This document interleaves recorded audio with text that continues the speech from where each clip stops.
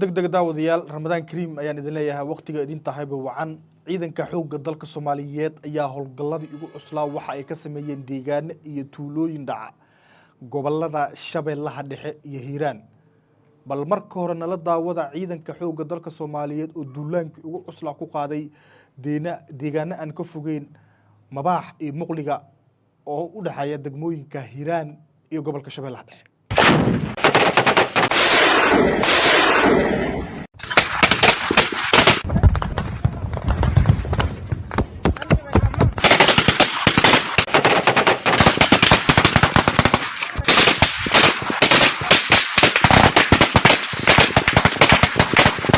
saad aragteenba waa ciidanka xoogga dalka Soomaaliyeed oo kaashanaya dadka deegaanka waxayna duulaankii ugu cuslaa ay ku qaadeen deegaanka Mabaax iyo Muqliga oo u dhaxeeya gobolada Shabeellaha Dhexe iyo Hiiraan ciidanka xoogga dalka Soomaaliyeed oo ay gadaalka ka habayaan kuwa Turkida ayaa waxa ay ku dhawaadeen deegaano ay fariisimo ku lahaayeen kooxaha nabadiidka ah ee Al-Shabaab waxayna ciidanka duhurnimadii maanta ilaa galabnimadii ilaa maqribnimadii caawa ay dagaalkii ugu xooganaa ay la galeen kooxda argagixisada ee Al-Shabaab howlgalka oo ahaa mid si weyn u abaabulan ayay ciidamadu waxa ay ku guuleysteen in jihooyin dhowr ah ay ka weeraraan goobo ay ku dhuumaaleysan jireen nabadiidka Al-Shabaab waxayna ciidanka xoogga dalka Soomaaliyeed sidoo kale cagta mariyeen dhowr fariisimood argagixisadu ay ku lahaayeen deegaanada Mabaax iyo Muqliga waxaana halkaasi jab xoogan lagu gaarsiiyay argagixisada Al-Shabaab sidoo kale duqaymihii ugu xooganaa ayaa waxa ay ka dhaceen deegaanada Al-Kawsar iyo Daaru Nimca waxaana la bartilmaameysaday goobo ay isku urursanayeen kuna geela qalanayeen kooxaha nabadiidka ee Al-Shabaab iyadoona halkaasi uu ku sugnaa horjoogo ku tukaday waxayna wararku sheegayaan in horjoogahaasi inuu dhaawac halis u yahay wararka ayaa sidoo kale waxay sheegayaan in ciidanka xoogga dalka Soomaaliyeed ee deegaanka Daaru Nimca iyo Al-Kawsar ay duulaanadii ugu cuslaa maanta ay ku qaadeen waxaana intaysan duulaanadu qaadin duqaymo culus geystay ciidamada Turkida ah waxaana halkaasi lagu bartilmaameysaday horjoogayaal iyo maleeshiyaad ka tirsan kooxaha argagixisada ee Al-Shabaab howlgalladani waxay ahaayeen kuwa si weyn u culus ciidanka xoogga dalka Soomaaliyeedna waxay jabkii ugu xooganaa ay gaarsiiyeen kooxaha nabadiidka ee Al-Shabaab iyadoo ay tahay xilli Ramadaan ah ay ciidanku duulaanadii ugu xooganaa ku qaadeen labadaasi deegaan iyo deegaano lagu magacaabo Muqliga iyo Mabaax waxaana halkaasi ka dhacay dagaalkii ugu xooganaa oo aad aragteen hordhaciisa wararka ayaa sidoo kale waxay sheegayaan in ciidanka xoogga dalka Soomaaliyeed oo ku hubeysan dabaabadaha dagaalka iyo qoryaha BM-ka loo yaqaano in ay ka gudbeen degmada Warshiiq iyagoona u sii socda deegaano ka tirsan gobolka Shabeellaha Dhexe halkaas oo dhawaan ciidanku ay ku qaadi doonaan duulaanadii ugu cuslaa halkan kama sheegayno goobaha ciidanku ay ku sii jeedaan balse warar aan helnay ayaa sheegaya in ciidankii ugu tirada badnaa ee xoogga dalka oo ku hubeysan qoryaha noocyadooda kala duwan ay ka gudbeen gobolka Shabeellaha Dhexe deegaano ka tirsan waxa ayna gaareen furimaha hore ee dagaalka iyagoona ciidanku aagag cusub ka sameystay deegaano haatan magacyadooda sheegayeen sababo ciidan awadood wararka sidoo kale waxay sheegayaan in ciidanka xoogga dalka Soomaaliyeed ee Shabeellaha Dhexe iyo Jubbooyinka ay ka wadaan howlgalladii ugu cuslaa oo ka dhana kooxaha nabadiidka ee Al-Shabaab iyadoona ciidanka Commandos-ka Danab ee ku kala sugan gobolada Shabeellaha Dhexe Jubbooyinka iyo Hiiraan ay wadaan dhaqaaqyo ugu xooganaa waxayna saacadaha soo socda ciidanku loo filaya in dagaalo culus ay ku qaadaan deegaano ka tirsan gobolka Shabeellaha Dhexe iyo Jubbooyinka taliyaha ciidanka xoogga dalka Soomaaliyeed oo ku sugan gobolka Shabeellaha Hoose waxa uu kulamo la qaatay saraakiisha kala duwan ee ciidamada qalabka sida waxa uu amar degdeg ku bixiyay in sida ugu dhaqsiyaha badan ciidanku ay dhaqaaqaan goobaha lagu tuhunsan yahay in ku dhuumaaleysanayaan kooxaha argagixisada ee Al-Shabaab wararka sidoo kale waxay sheegayaan in taliyuhu amar degdeg ku bixiyay saraakiisha ciidanka Danab ee ku sugan xerada Beledoogle waxa uu sheegay in ciidanka loo baahan yahay inay dhaqaaqaan jidka dheer ee u dhaxeeya magaalooyinka Muqdisho iyo Baydhabo halkaas ay ku dhuumaaleysanayaan kooxaha argagixisada ee Al-Shabaab ciidankii ugu tirada badnaa ee Commandos-ka Danab ee xoogga dalka Soomaaliyeed ayaa dhowr jaha ka kala baxay oo ka tirsan gobolka Shabeellaha Hoose waxayna ciidanku haatan howlgallo culus ay ka wadaan deegaanada dhulka xeebta waana ku xusi karna degmooyinka Baraawo iyo marka halkaas ciidamadu ay dagaalo adag kula galeen saacadihii la soo dhaafay kooxaha nabadiidka ee Al-Shabaab howlgallada xooligooda waxay ka socdaan gobolka Shabeellaha Dhexe waxaana amarkaasi bixiyay taliyaha ciidanka xoogga dalka Soomaaliyeed General Ibrahim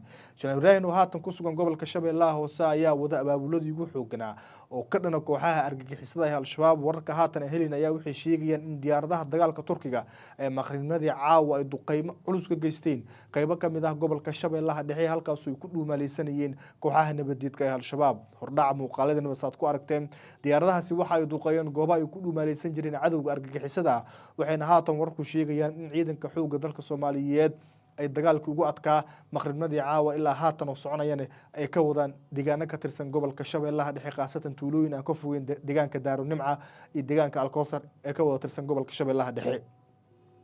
mid ka mid ah saraakiisha ciidanka xoogga dalka Soomaaliyeed oo xiriir dhow la sameeyay ayaa inoo xaqiijiyay in dagaalku caawa uu xoogan yahay, waxaana soconaya duqeymihii ugu xooganaa oo ka soconaya gobolka Shabeellaha Dhexe.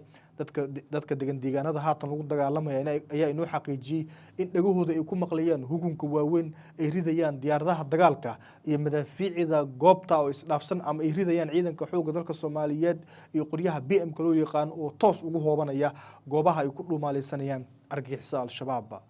taliska ciidanka xoogga dalka Soomaaliyeed ayaa wada dardargelintii ugu xooganaa, waxayna haatan wararku sheegayaan in guud ahaan gobolada dalka saraakiisha joogta la faray in heegan buuxa la geliyay ciidanka xoogga dalka Soomaaliyeed si dagaalkii ugu cuslaa loogu qaado goobaha ay ku dhuumaaleysanayaan nabadiidka al-shabaab. madaxweynaha jamhuuriyadda federaalk ah ee Soomaaliya mudane Xasan Sheekh Maxamuud ayaa xalay oo isagoo mar hambaliyo u diriyay shacabka Soomaaliyeed hambaliyadaas oo ahayd curashada bisha barakeysan ee Ramadaan, waxa uu ammaan kala duldhacay ciidanka xoogga dalka Soomaaliyeed isagoo sheegay in ciidanka ay mudan yihiin in la taageero maadaama qabowga iyo qoraxda daran ay ugu dhacayaan sidii shacabka Soomaaliyeed ugu xoreyn lahaayeen heeryada gumeysiga argagixisada ee al-shabaab. madaxweyne Xasan Sheekh Maxamuud ayaa ballanqaad u sameeyay ciidanka xoogga dalka Soomaaliyeed, waxa uuna xusay in ciidanka loogu baahan yahay inay dhaqaaqaan ayna beegsadaan goobaha lagu tuhunsan yahay inay ku dhuumaaleysanayaan nabadiidka al-shabaab. mudane Xasan Sheekh Maxamuud ayaa sidoo kale xusay in ciidanka xoogga dalka Soomaaliyeed ee haatan ku dhaqaaqi doonaan goobo kasta oo lagu tuhunsan yahay in ay ku dhuumaaleysanayaan nabadiidka al-shabaab. wararka ayaa sidoo kale waxay sheegayaan in ciidanka xoogga dalka Soomaaliyeed ee haatan abaabuladii ugu xooganaa ay ka wadaan guud ahaan gobolada dalka, waxayna wararku sheegayaan in taliyayaal cusub la magacaabo iyo taliya qaybeedyo kuwaasoo qayb ka noqon doona dagaalka adag ee lagula jiro kooxaha nabadiidka ee al-shabaab. madaxweynaha jamhuuriyadda federaalk ah ee Soomaaliya oo xalay khadka taleefanka kula hadlay taliyaha ciidanka xoogga dalka ayaa waxa uu xusay inuu taliyuhu faray in intaysan dhammaanin bisha barakeysan ee Ramadaan in ciidanka looga baahan yahay goobaha istiraatiijiga ah oo gacanta ku haya nabadiidka al-shabaab sidii gacanta loogu dhigi lahaa. sidoo kale saraakiil Turkiya oo xalay kulan la qaatay madaxweynaha jamhuuriyadda federaalk ah ee Soomaaliya ayaa waxa ay sheegeen in dhowaan la qaadi doono guluf ugu xooganaa, iyagoona maabka ama bartilmaameedka goobaha la weerari doono la wadaagay madaxweynaha jamhuuriyadda federaalk ah ee Soomaaliya mudane Xasan Sheekh Maxamuud. haatan ay idinla hadlayo ciidanka xoogga dalka Soomaaliyeed waxa ay wadaan abaabuladii ugu xooganaa oo ka dhana kooxaha nabadiidka ee al-shabaab, iyadoona ciidanka xoogga dalka Soomaaliyeed ay haatan jihooyin dhowr ah oo ka kala tirsan gobolka Shabeellaha Hoose ay ka wadaan dagaalka ka dhanka ah kooxaha nabadiidka ee al-shabaab. cabsidii ugu xooganeed ayaa soo food saartay kooxaha argagixisada ee al-shabaab. wararka haatan aynu ku helayno deegaano ka tirsan gobolka Hiiraan ayaa inoo xaqiijinaya in kooxdu gabi ahaanba ay ka baxday degmada Maxaas, kaabigana ciidanka xoogga dalka Soomaaliyeed ay ku hayaan degmadaasi. sidoo kale degmooyinka ay nabadiidku faarujiyeen waxaa ka mid ah Daarunimca, Alkowthar oo ka wada tirsan gobolka Shabeellaha Dhexe, waxayna warku sheegayaan in nabadiidku ay xaasiskoodii carruurtooda halkaasi ay ka wateen.